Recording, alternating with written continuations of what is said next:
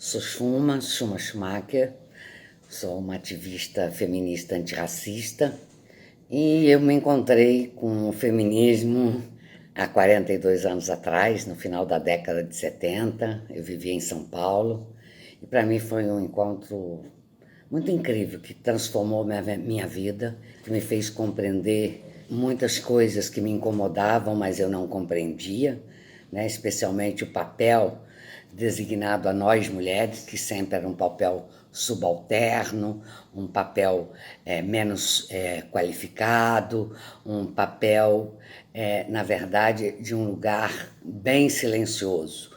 O feminismo me fez compreender a importância de ser mulher.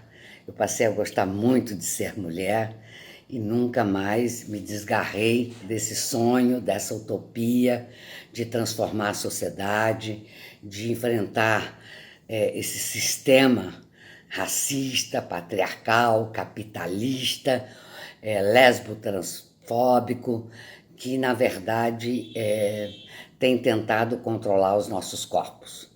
Eu sou daquela que venho da época em que nós fomos às ruas para lutar contra a ditadura, nós fomos às ruas para pedir anistia, nós fomos à rua pela redemocratização do país, pelas diretas já. Então, sou dessa que, feita desse feminismo, que luta pela transformação social, que luta para enfrentar uma série de preconceitos, uma série de violências, uma série de exclusão pelas quais nós mulheres ainda vivemos aqui. E foi nesse período todo, né, que eu costumo chamar de segunda estação, segunda ciclo, segunda onda, como quiserem, né? Claro, são metáforas para designar os períodos históricos que essa movimentação do feminismo esteve presente, né? Então, por exemplo, na época do processo de feitura da Constituição brasileira, foi um momento de muita mobilização no país, bastante impulsionado pelo Conselho Nacional dos Direitos da Mulher, que era um organismo governamental existente na época, mas que fez todo o seu trabalho junto com a sociedade civil brasileira, ouvindo a sociedade de maneira coletiva, democrática, e com isso foi possível construir a Carta das Brasileiras aos Constituintes, né? Onde tinha uma série de formulações para serem incluídas no texto constitucional, quer dizer, uma série de formulação nessa perspectiva feminista, antirracista, anti-lesbo-transfóbica. Então, todo mundo conhece, já ouviu falar, né? Nasce o forte lobby do batom, um lobby que estava incluindo a bancada feminina, um lobby que estava incluindo as técnicas do Conselho Nacional dos Direitos da Mulher e as feministas dos movimentos organizados de mulheres pelo país afora. Com esse lobby, com esse documento, acabou que saímos bastante vitoriosas desse processo, quando 85% das nossas propostas foram incluídas no texto constitucional.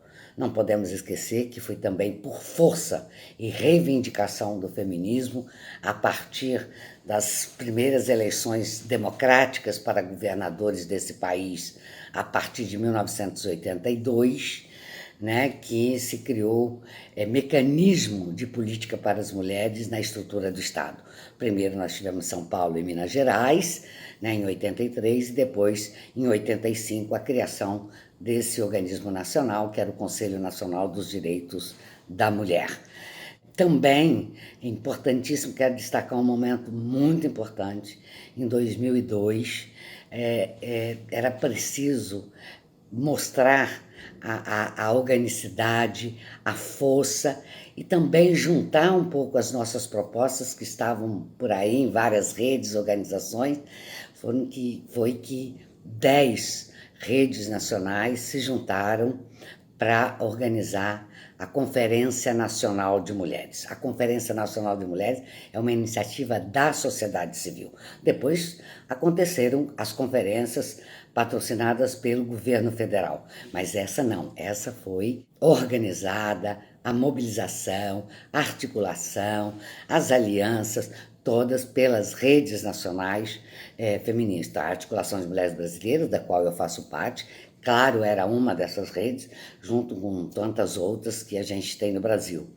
E nesta conferência foi possível escrever a plataforma política feminista, né? E é uma plataforma muito importante, eu acho que ela é atual, apesar dos anos que passaram, ela faz uma análise da realidade, ela propõe alternativas, ela decididamente incorpora questões levantadas, reivindicadas pelas mulheres negras desse país. Então, por isso é muito importante lembrar. É importante também citar a força das mulheres, das feministas, quando criaram o consórcio feminista que elaboraram a Lei Maria da Penha, a proposta, né, de criar uma lei que pudesse enfrentar a violência doméstica, e ela foi depois abraçada pelo Estado brasileiro através da Secretaria de Política para as Mulheres, lá na época da ministra Nilceia Freire, e se tornou o que nós conhecemos hoje como Lei Maria da Penha, né?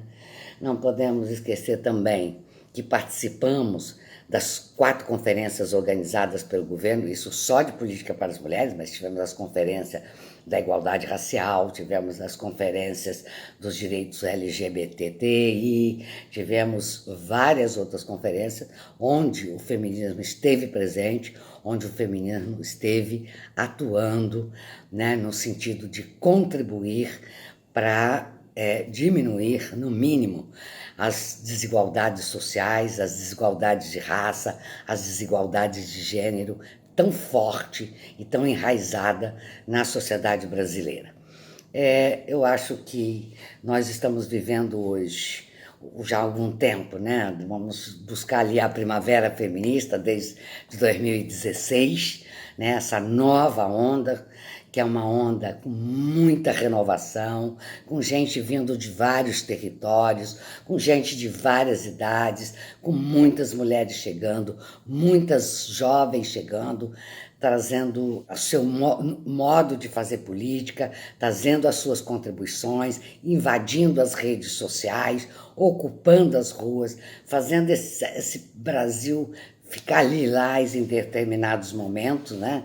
E a gente pode, nesse sentido, lembrar, por exemplo, do Ele Não, lembrar do Fora Cunha, lembrar das manifestações Nenhuma Menos, lembrar da manifestação pelo direito às minhas decisões, à minha autonomia, né? Por direito ao aborto, pelo direito de ser quem eu quiser ser, de amar quem eu quiser amar. Então, eu acho que a gente está vivendo um momento muito rico, muito potente do feminismo, podemos hoje chamar de feminismo popular, mas, no entanto, num contexto talvez dos piores, pelo menos que eu tenha sobrevivido até hoje, né? Quer dizer, um contexto de desaforos, é um contexto de ameaça, é um contexto onde tentam permanentemente calar a nossa voz, tentam permanentemente nos criminalizar, tentam permanentemente ir destruindo aquilo que foi muito sacrificante, que foram as conquistas. Demorou tanto tempo para que nós chegássemos até algumas delas, e agora estamos vivendo um momento de desmonte, de ameaças nesse governo bastante genocida, nem um pouco preocupado com essa parcela imensa da situação. Então, tudo isso é para dizer que, apesar de tanto tempo na luta, continuo firme, com muita força, muita vontade de seguir lutando, de seguir acolhendo as que estão chegando, de aprendendo com muitas delas, que têm trazido questionamentos, questões novas que a gente está enfrentando a cada dia. Portanto, a nossa luta certamente viverá muitas e muitas ondas. Queria lembrar que, infelizmente, apesar de ter mudado muito, mas ainda a gente precisa continuar escrevendo essa história, continuar deixando uma memória sobre essas lutas, sobre o contexto, sobre a diversidade dessas lutas nas diferentes regiões do Brasil. E aí eu estou, nesse momento, nesse processo, junto com Maria Bethânia Ávila, de escrever um livro sobre um pouco dessa trajetória do feminismo brasileiro, começando bem lá atrás, e espero que seja mais uma contribuição para a gente refletir, aprender e ficar cada vez mais forte. Um abraço para todas vocês.